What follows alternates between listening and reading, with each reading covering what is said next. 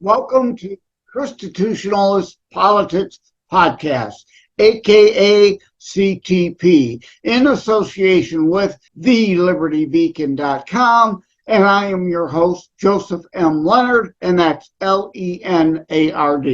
CTP is your no muss, no fuss, just me, you, and occasional guest type podcast. I really appreciate you tuning in. As Graham Norton would say, let's get on with the show.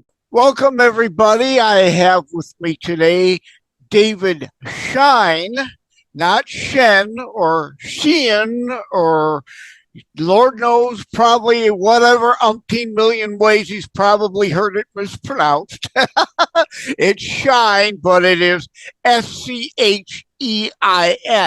And while conservative radio loves to bash Ivy League academics, Dr. Schein is an Ivy League graduate and a full-time academic, plus a solid conservative. Well, we shall see, won't we? Sure. And he has radio experience and hosts the podcast Saving America and Business Law 101. He's also best-selling author of Bad Deal for America and The Decline of America, 100 Years of Leadership Failures, which is why I want to have him on to talk about those two books. Welcome to the show, David.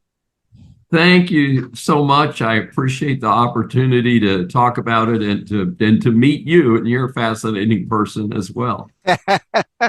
Yeah, well, thank you for putting it politely.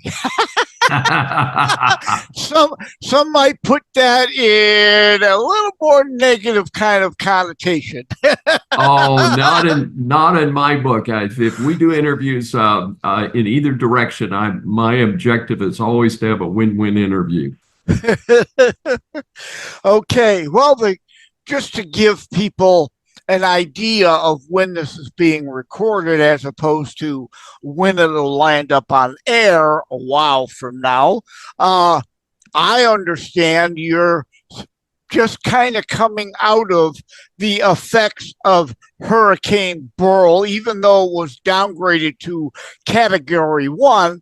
Even a tropical storm can be deadly and damaging. I understand you had some effects from it. Well, my family and I were very, very blessed given the destruction that was done. The latest statistics, very sad statistic, 11 people dead. That's a terrible situation in modern America. I understand 2 of them were killed by trees, 1 in a car, perhaps 1 in a house. Houston has, being a very good growing climate, has lots of trees. I'm actually in the historic Houston Heights where we have big trees, but it's been kind of tough out there.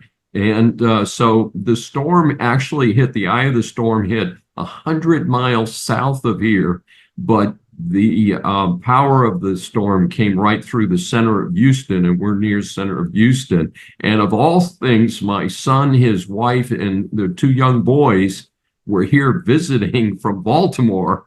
So the boys got treated to their first hurricane in Technicolor because they were in a high rise and got to see the storm with some quite intensity, but were fortunately safe.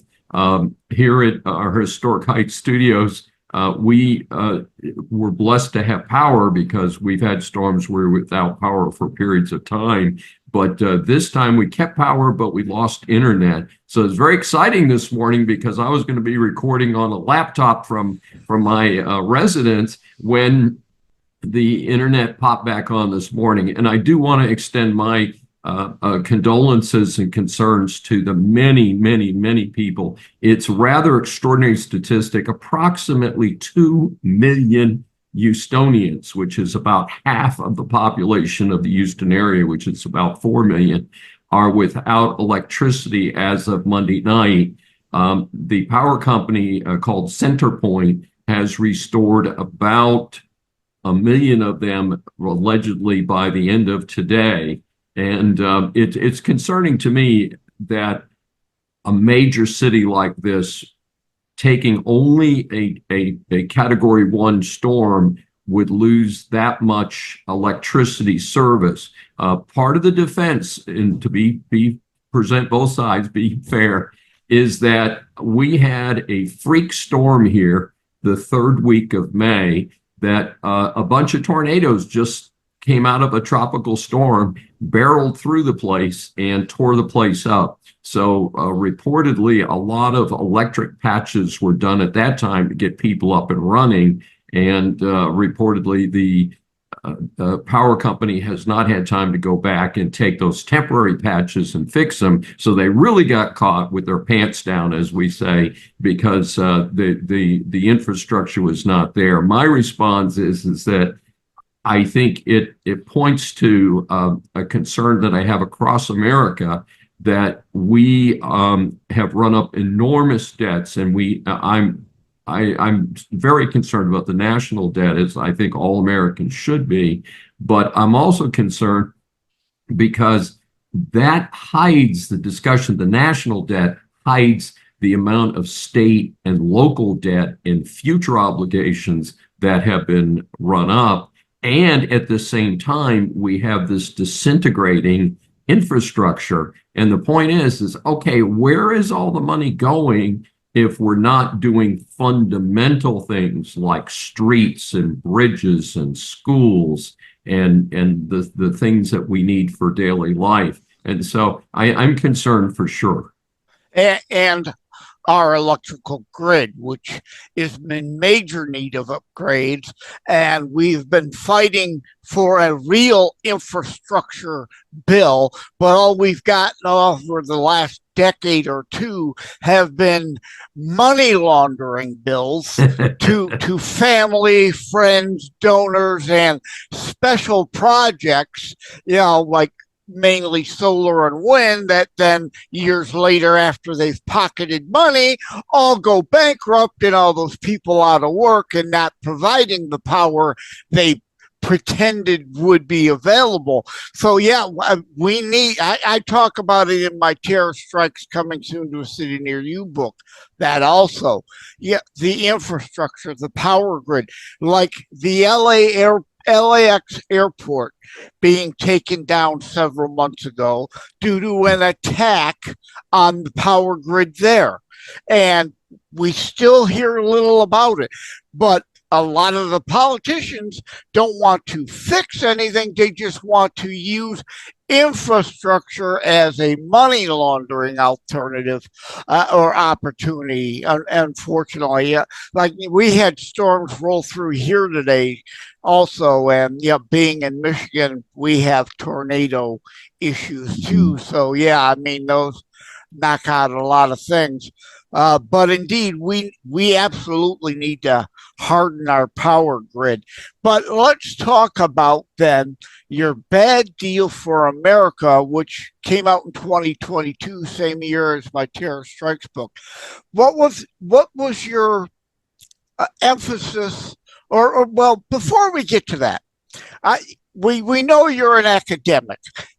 Give us the other low down dirty, where were you born? And we know where you are now. How did you get there?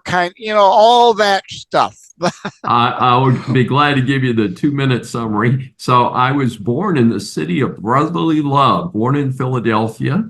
And my dad's family was based in a small town near Boston. And so I grew up in a little grubby little town near Boston. And then I got a big break in my life. My dad, who was career Navy, was transferred to Norfolk, Virginia, the big naval base, the biggest, as far as I know, in the world.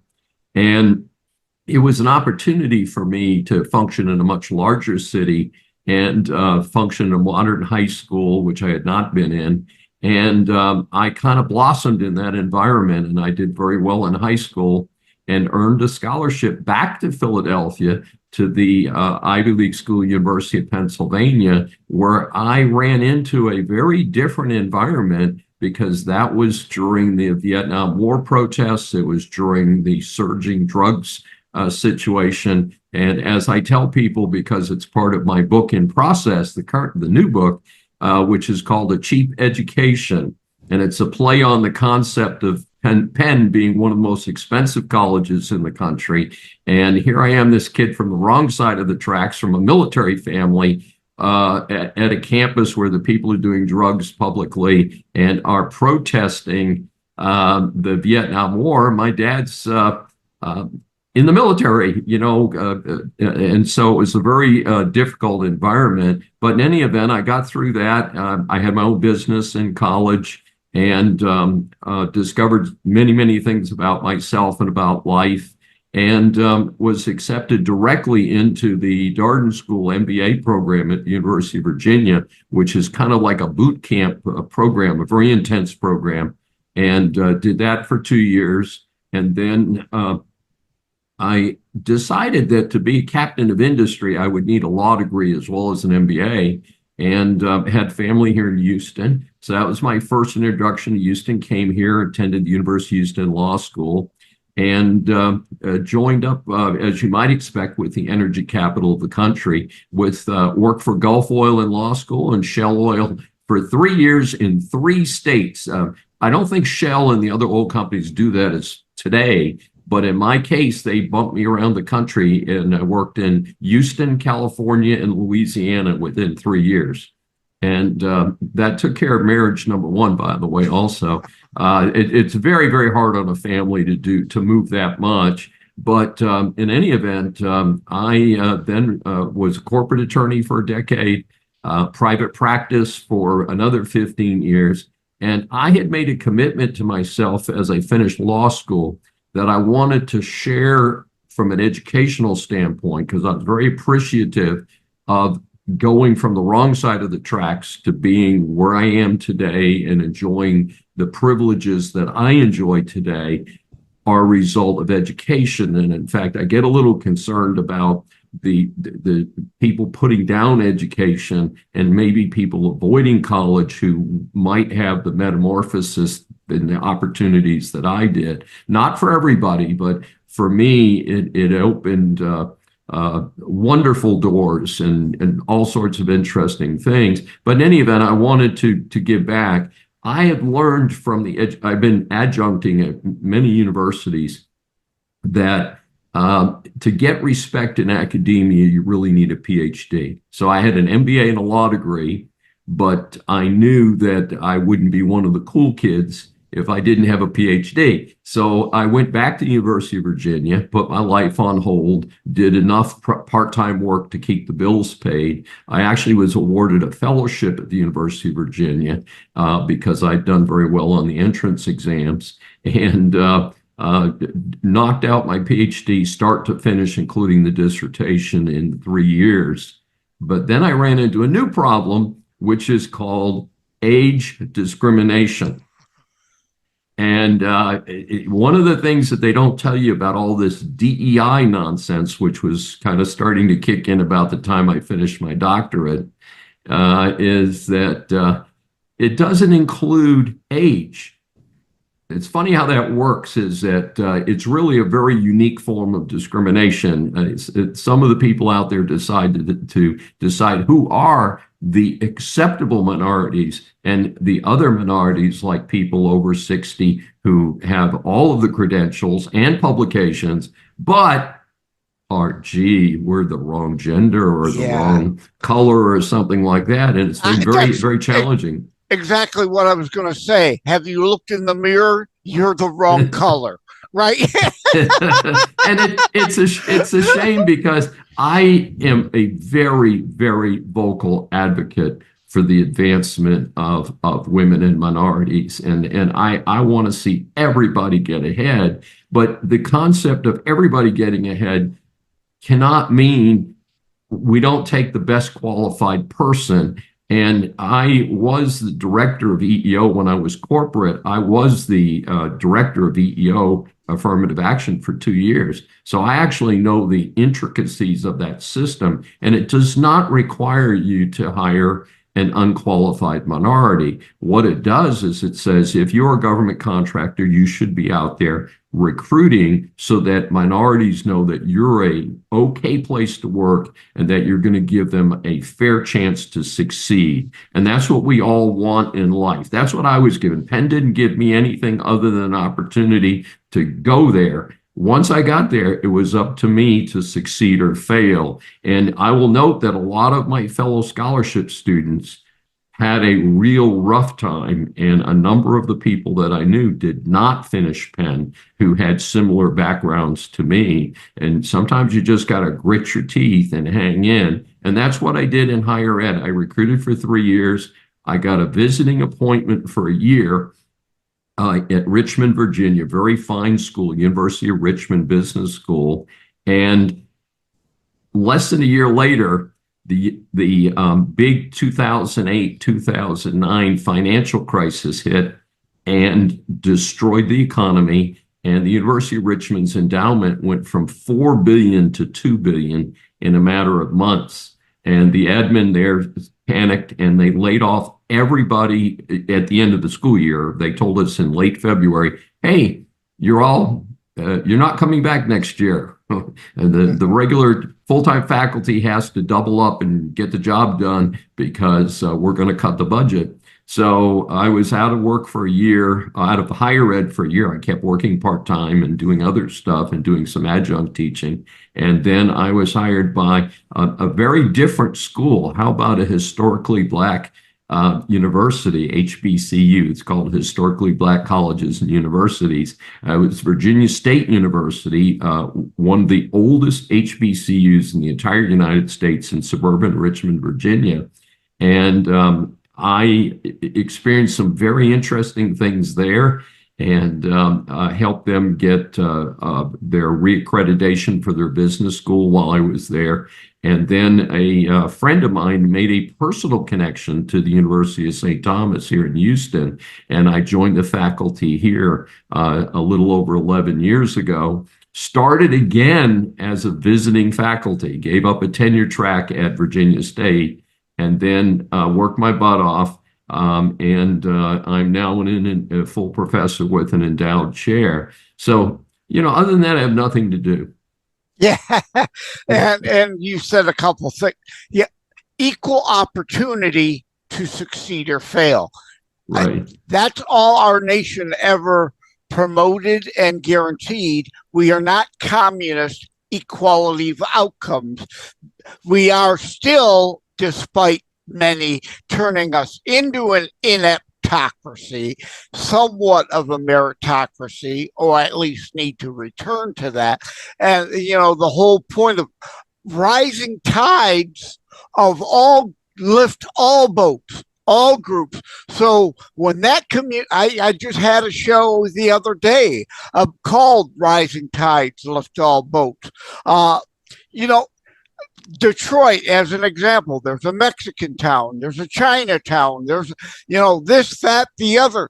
When Mexican town does well, it helps all the other communities. When Chinatown does well, it helps lift all, and all the other communities around them. They all interact and help each other.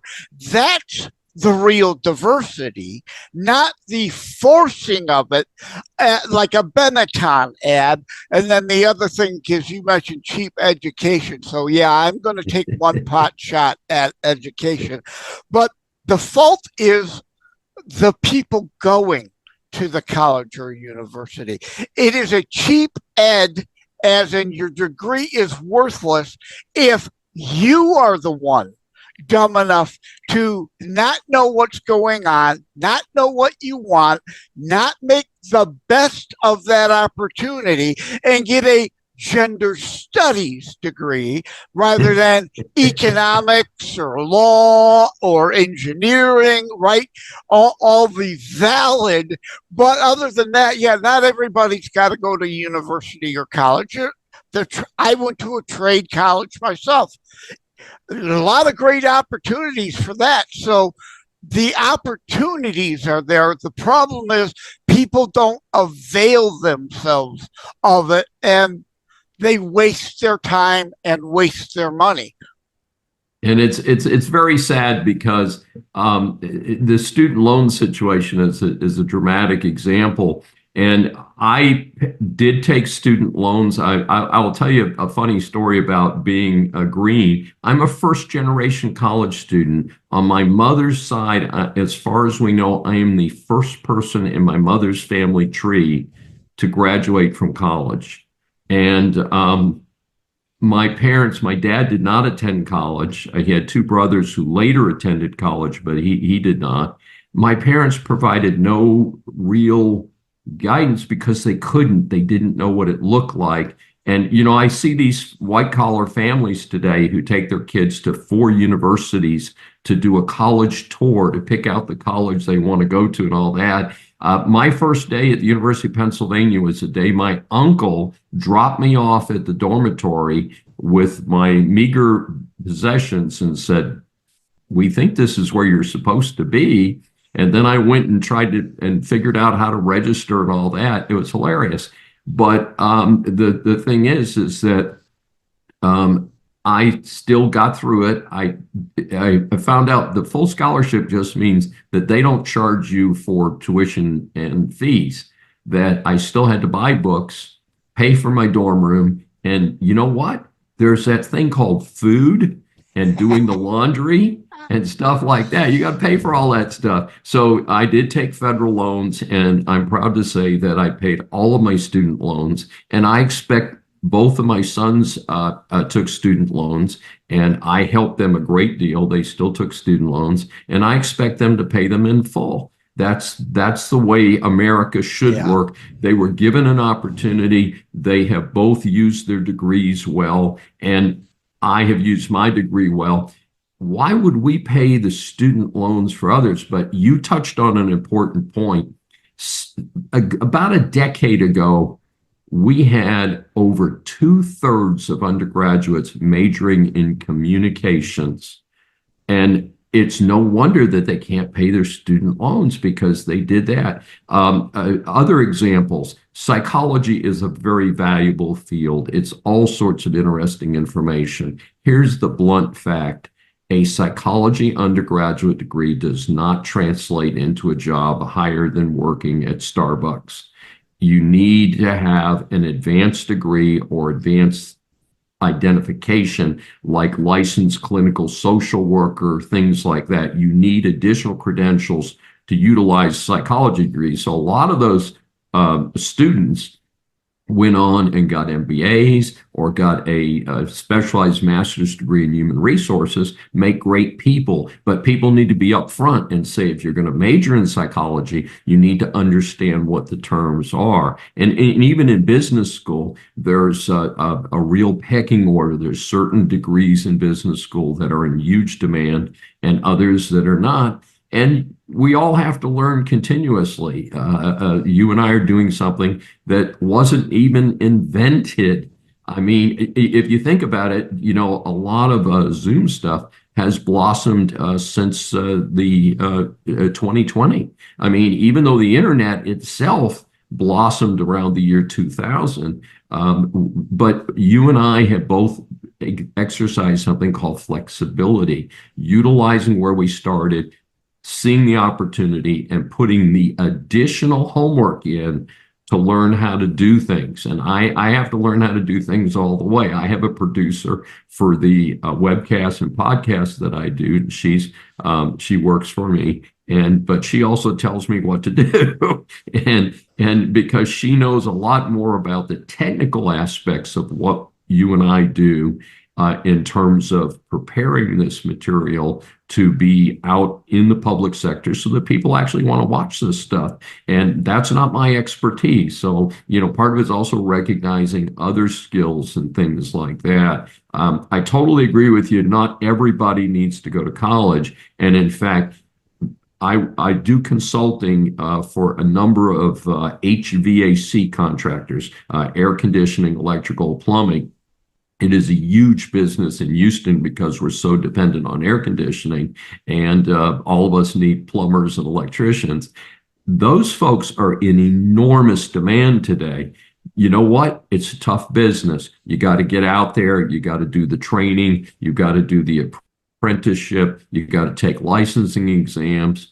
Hey, why would we give that to you? When you have somebody who's working with 220 current in your house, you want to make sure the stuff works. I mean, yeah, that they have a clue what they're doing, right? You don't want diversity hires. Also, like the clear, obvious example people give is your pilot.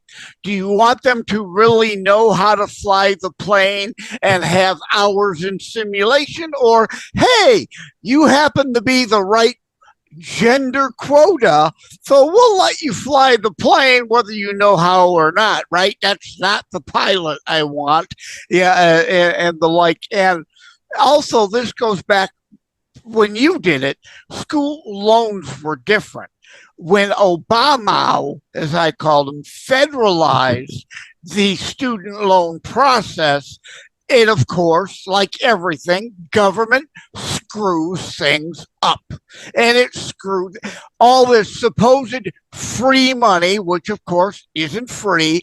And so the colleges all hiked up their tuition rates because anyone and everyone could just get the boatload of money to pay for it. And that's why tuition rates are out of control these days. And they have all this debt with these dumb degrees they can't afford to pay. But we're already like 30 minutes in. So let's get to the books. Sure. Bad Deal for America. Bad Deal for America is my second book in a series of what I project will be 4 books. And so The Decline of America talks about the U.S. presidency. Bad Deal for America is about the Congress, and it's about the dysfunction of the Congress. And I thought the book up just driving around. And interestingly, I do not gamble. I work very hard for every penny I earn, and I'm not going to Vegas. I've been to Vegas 3 times, twice on business, once for a fun wedding about a year ago. And but I don't play the slots or the card games. But I thought about a deck of cards, and I said, you know what? These folks are playing with our money. So that was the beginning of the concept of Bad Deal for America. Get this, I had to go buy a deck of cards so I'd know what I was talking about. I literally had to go to the store and say, okay, where can I find a deck of cards, and take them out of the pack and look at them and stuff. So anyway, what I did is I did a bipartisan book. It is 26 Republicans and 26 Democrats and independents who have said ludicrous, stupid things. It includes, I think, most of the squalids, as I call them. It includes Nancy Pelosi, includes Chuck Grassley, includes Mitch O'Connor. And there's 2 points to there's several points to the book. One of them is we start with the first quarter of the book.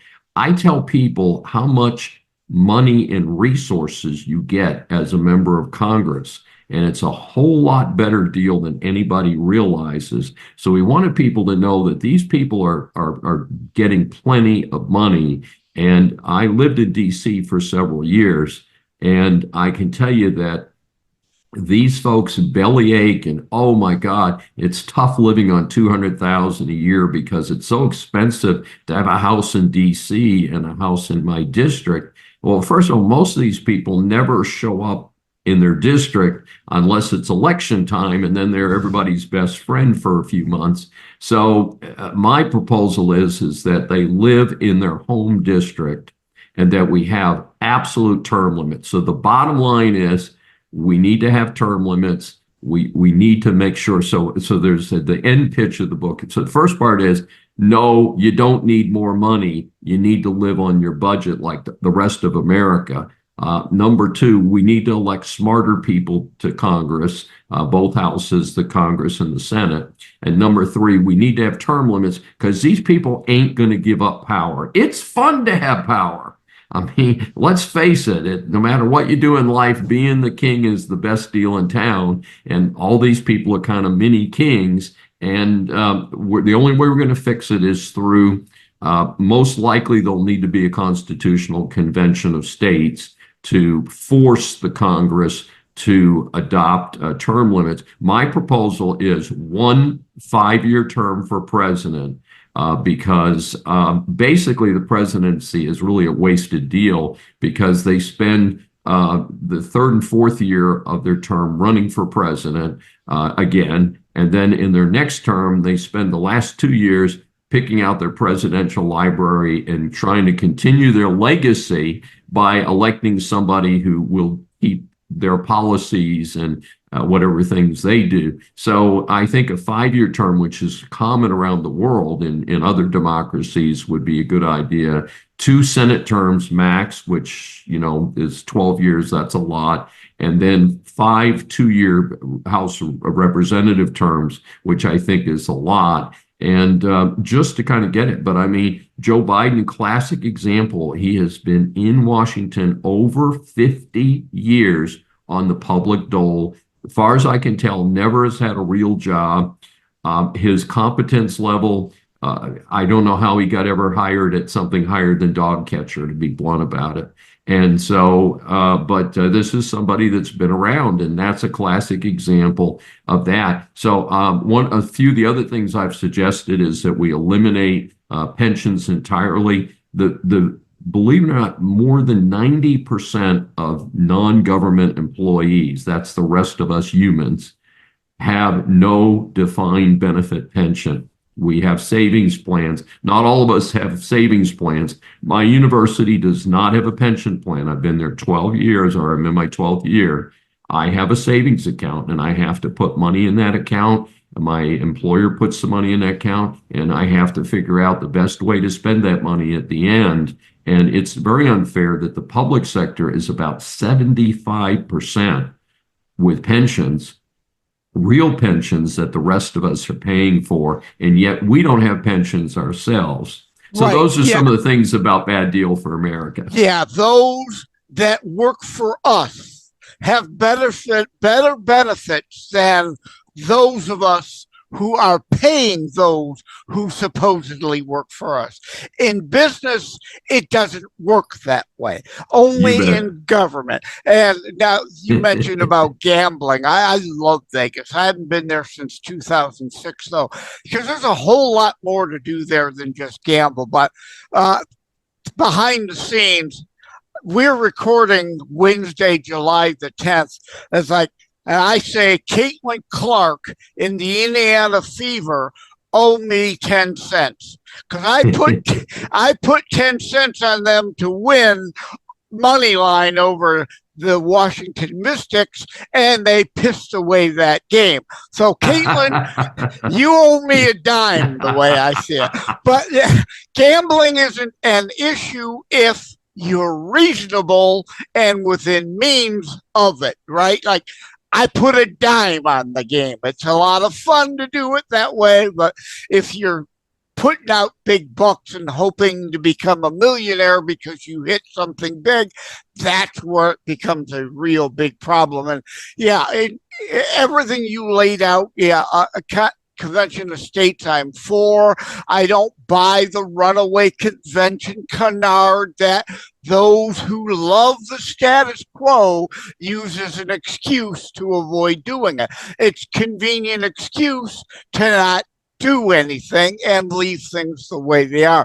Term limits, I may or may not agree with them as you laid out, but I absolutely agree we have to have that conversation, haggle it out, come to a compromise, and do something. We either need term limits on our House representatives and senators, or eliminate the term limit on the presidency.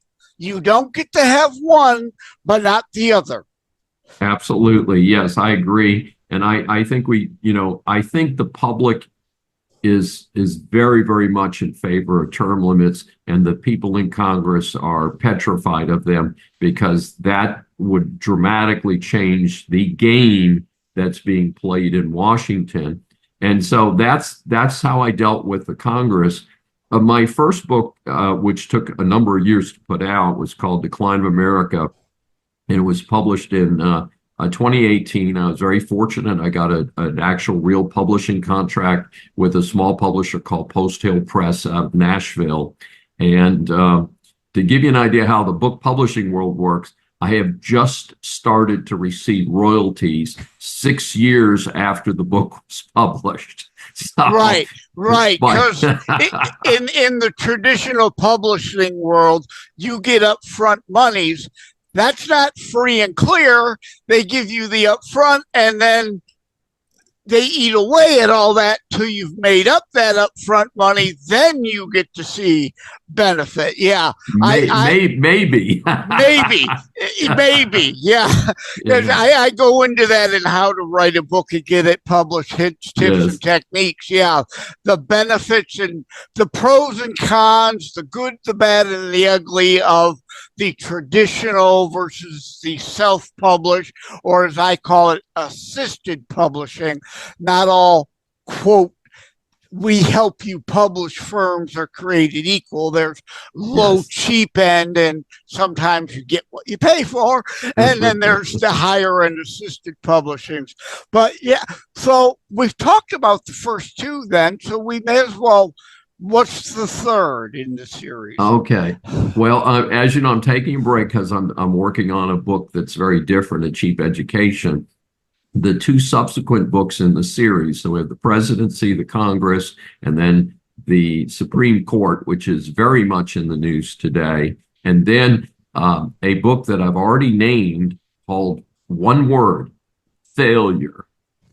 And it is a study of the fourth estate, the bureaucratic state of our government, which has turned into a disgrace. And the only positive thing I have to say about the bureaucracy is that the current Supreme Court has produced significant improvements in our dealing with the bureaucracy, but we should never have gotten to this point.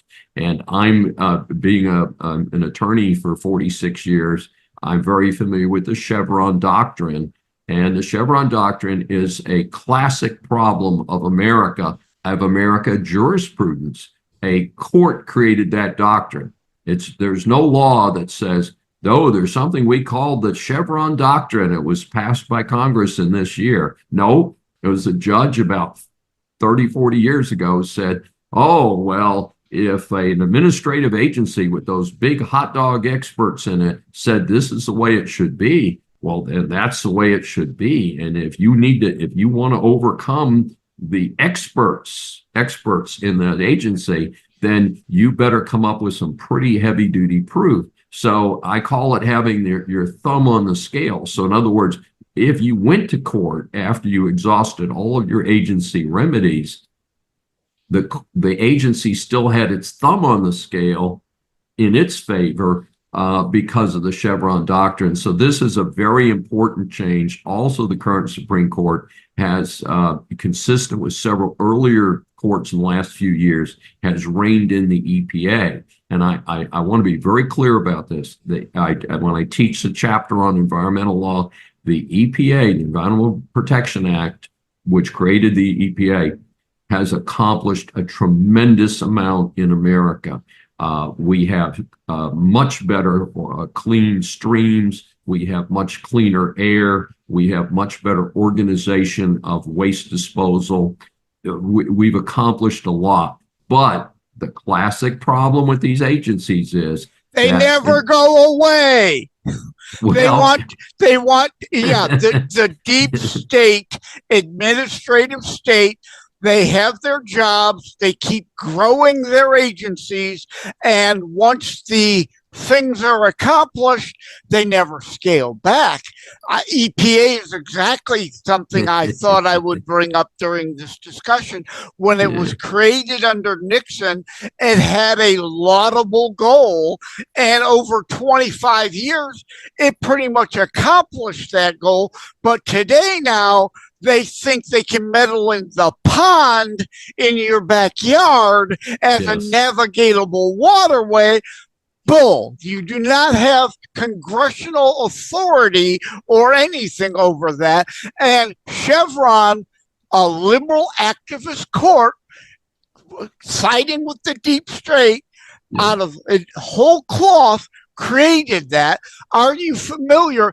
And Chevron is in violation of what SCOTUS ruled in the Norton v. Shelby Township case that I've discussed over and over. Are you familiar with that case? I know the principles. I don't recall the exact ruling. But the point is that administrative agencies must act within their enabling legislation, period. And they don't. And once they get there, it's just like what I talked about in these Congress people and these senators and folks. Once they get to Washington and they have that power, they just keep running until someone, hopefully garrots them with a thin wire and says, nope, you guys have run too far. And it's fascinating because the Democrats, when they talk about 25th Amendment, not only do they need to do that to Joe Biden, but I think Chucky Schumer is ready for 25th Amendment. Oh, and Mitch McConnell also. I agree, both of them. Well, Mitch McConnell, I think should have retired at least 5 years ago, if not 20. But Chucky Schumer is in a class by himself as an insult to America. And it's interesting. I mean, he's an insult to his religion. He's an insult to a state with a relatively high literacy rate, the state of New York. He is offensively bad. It's rather interesting. So I'd like to see somebody 25th Amendment Chucky, as I call him, the horror character Chucky. He really is there. But the thing is that term limits would hopefully get people like McConnell, Pelosi, and Schumer out of there. And like I said, I would push to cut budgets, cut salaries, cut overhead for offices, and force these people to stay in their home districts, be real patriots like the original folks. Remember George Washington, they wanted to make him king at one point because they were so happy with what he did in the early days of this country. And he said, you know what? I did 2 terms. I'm going to go back to Mount Vernon and live out my days. And he set a good example, and presidents set a good example until we got to FDR. Yeah. And he's one of the 2 reasons that I wrote Decline of America. There's 2 reasons. One is I am offended as an American at the deification, that I call it, of FDR. I would like to see the entire ridiculous 2-block memorial to FDR removed. It is an insult to America that the person who did the most to move this country toward communism, in reality, is deified in such a way. He didn't solve the 2 great myths about him. He didn't solve the Great Depression. America was full on sliding into the Great Depression Part 2 when World War II started. Why did World War II start? Because the guy was a jerk and a moron, and he was too busy running around chasing girlfriends with his specially equipped car. And that's a true story. And getting away from his handlers in the middle of all of the Great Depression and the war. He's out chasing women in his specially equipped Studebaker, whatever it was. And the point is that World War II could easily have been headed off, except he was Chamberlain in America. And just as Chamberlain has been vilified for giving away Czechoslovakia and giving away enough of Europe that then Hitler just took the rest for 4.5, 5 years and exterminated 8 million people. Remember, it was not just 6 million Jews. There were 2 million other people that were exterminated. It was a horrible thing. And Roosevelt also was one of the people who thought it was a good idea to park the American Pacific Fleet in a harbor with a narrow opening, which was the situation. The ships could not quickly exit Pearl Harbor because of the physical design. And instead of spreading those ships out and taking the Pacific threat seriously, Roosevelt actually signed off on that. So he was Chamberlain. He was a fool in the way he managed the Pacific Fleet. And then for people to say, oh my God, he won World War II. No, hardworking Americans. Churchill and Eisenhower did. Yes. Yeah, hardworking Americans did, not him. I'm going to wrap this up because I call it these days the twatter, now X, attention span, right? If you go long, you're not going to get any eyeballs or ear holes. So, I agree. To wrap this up, where can people find you if they want to? You know, your books are on Amazon, no doubt. And yes. Where do you have a website? Yes, I do everything through my consulting firm. It's World Wide Web, ClaremontManagementGroup.com. And everything can be linked up there or crossed over there. And again, both current books are on Amazon. And like I said, we're working on the third book is Cheap Education, which will be about a kid from the wrong side of the tracks who goes to an Ivy League school and finds out what life is really about. Okay, thank you, Dr. David Schein, not Sheehan or Shin or umpteen million other ways it could be mispronounced, and that's S-H-E-I-N, David spelled normal. So there's that. So people should absolutely be able to find you. Thank you for joining me today. I appreciate it. And so much gratitude to you. It's been a lot of fun, and it's great to be here today. Thank you so much. Thank you for having tuned in for ChristiTutionalist Politics show. If you haven't already, please check out my primary internationally available book, Terror Strikes, coming soon to a city near you. Available anywhere books are sold. If you have locally run bookstores still near you, they can order it for you, or autographed copies are available online direct from me via terrorstrikes.info/shop. Be sure to check out more about today's discussion at thelibertybeacon.com, where my articles drop every Saturday. And let me remind, over time, the fancy high production items will come. But for now, for starters, it's just you as a very appreciated listener by me. All substance, no fluff. No fancy high production intro or inserts, at least yet, just straight to key discussion points. A show that looks at a variety of topics, mostly politics, through a Christian U.S. constitutionalist lens. So again, thank you from the bottom of my heart. Take care. God bless. Like and subscribe to ChristiTutionalist Politics podcast and share episodes. We need your help to grow the show.